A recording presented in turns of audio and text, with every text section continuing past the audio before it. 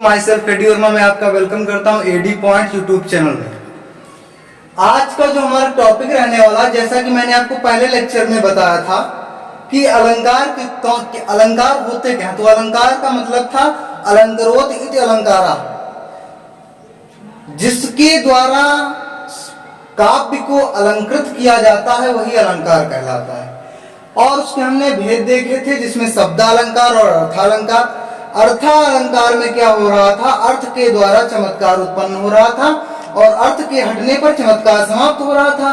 ठीक उसी प्रकार से शब्दालंकार में शब्द के जुड़ने से चमत्कार होता है और शब्द के हटने से चमत्कार जो है समाप्त हो जाता है। ठीक उसी प्रकार से आज हम देखने वाले हैं शब्दालंकार के भेद। तो शब्दालंकार मुख्य रूप से तीन प्रकार का होता है: अनुप्रास अलंकार, यमक अलंकार और श्लेष अलंकार।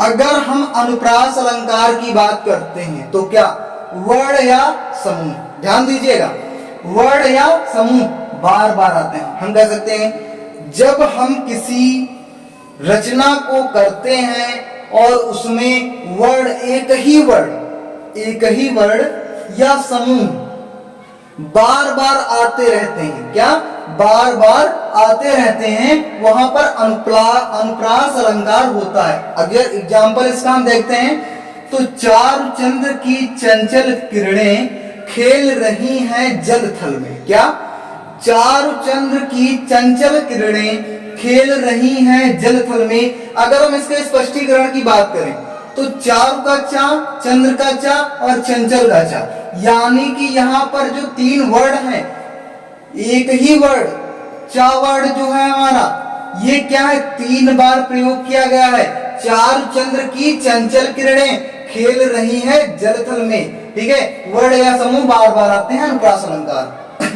अगर किसी एग्जाम्पल में एक, जैसे इसमें चा चा चा तीन बार आया ना, अगर किसी भी एग्जाम्पल में का था आता है ना, तो क्या होगा, वहां पर अनुप्रास अलंकार होगा। अगर हम यहीं पर यमक अलंकार की बात करें तो एक शब्द बार बार आए, एक ही शब्द क्या होता है, बार बार आता है, लेकिन उसका अर्थ क्या होता है, भिन्न भिन्न होता है। जब किसी रचना में एक ही शब्द बार बार आए और प्रत्येक शब्द का अर्थ क्या हो, अलग अलग हो, वहां पर क्या होता है, यमक अलंकार होता है।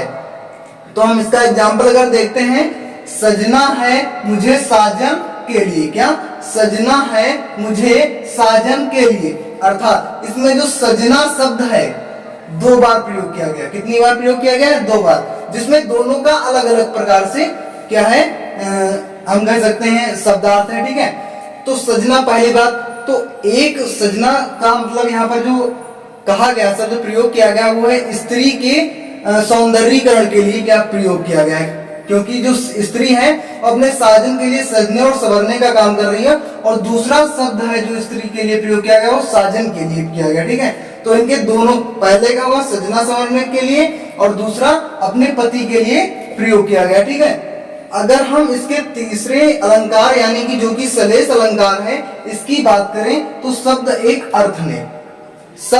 अर्थ अनेक वही श्लेष, यानी कि जब किसी रचना में एक ही शब्द एक होता है, क्या शब्द एक जो कि बार बार प्रयोग किया जाता है, लेकिन उसका क्या है, अर्थ अनेक हो।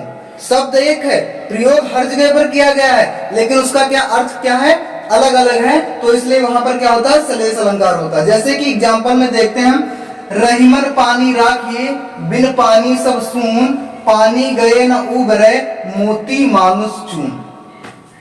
पहले पानी का जो है, पहले जो पानी शब्द है क्या लिया गया है, किस लिए, ये लिया गया मोती के पक्ष में। किसके, मोती के पक्ष में। और दूसरा जो पानी है ये लिया गया है सम्मान के पक्ष में। और जो तीसरा है पानी, ये लिया गया है चून। जैसे कि अगर हम इसका आपको बताएं, जैसे जिस प्रकार से मोती के पक्ष में, कैसे, अगर मोती के ऊपर से उसकी चमक चली जाए, ठीक है, मोती के ऊपर से उसकी चमक चली जाती है तो क्या हो जाता है, वो निर्मूल हो जाता है, उसका कोई मोल नहीं रहता। लेकिन जब तक चमक है तब तक क्या उसका मोल है। जैसे हम एक एग्जांपल की बात करें, लड़कियां मेकअप करना बंद कर दें, ठीक, अगर मेकअप करना बंद कर देना तो लड़कों का अट्रैक्शन 0%, कितना 0%, ठीक। यही रूल मोदी पे अप्लाई होता है, यानी कि निर्मूल हो जाएंगी, कोई महत्व ही नहीं रहेगा, है ना। मेकअप धुल गया ना, पूरी क्लियरिटी खत्म। लेकिन जब तक रहेगा इतनी ब्राइटनेस जिसका कोई लाइट भी उसके आगे क्या पड़ जाए, फीकी पड़ जाए, ठीक उसी प्रकार से जब तक मोती के ऊपर चमक रहती है, अगर उसको लाइट में रखा जाए तो वो इतनी चमक देता है कि आपकी आंखें जो है चकाचौंध हो सकती हैं, ठीक है। तो ये हो गया मोती के पक्ष में। अगर हम इसका पानी सम्मान के पक्ष में बात करें, जिस प्रकार से अगर कोई मनुष्य क्या, अगर किसी मनुष्य का आचरण अच्छा है, बोलने का ढंग अच्छा है, तब तो उस समाज में अगर वो किसी का सम्मान करता है तो उसको सम्मान मिलेगा। आप सम्मान नहीं करेंगे, आप रिस्पेक्ट नहीं करेंगे तो आप दूसरे से रिस्पेक्ट की आशा नहीं कर सकते, ठीक है। अगर पानी चून की बात, पानी गए न उभरे मोती मानुष चून, ठीक है। अगर मोती की चमक चली गई तो वो निर्मूल हो जाता है, बिल्कुल चून के समान हो जाता है, आटे के पक्ष में प्रयोग किया गया, ठीक है। तो ये हो गया आज का हमारा शब्द अलंकार। तो आई होप आपको लेक्चर अच्छा लगा होगा। और ये एक बहुत ही ज्यादा इंपॉर्टेंट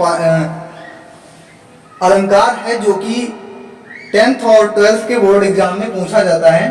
यहाँ से 2 नंबर का क्वेश्चन बन जाता है हमारे हिंदी ग्रामर में।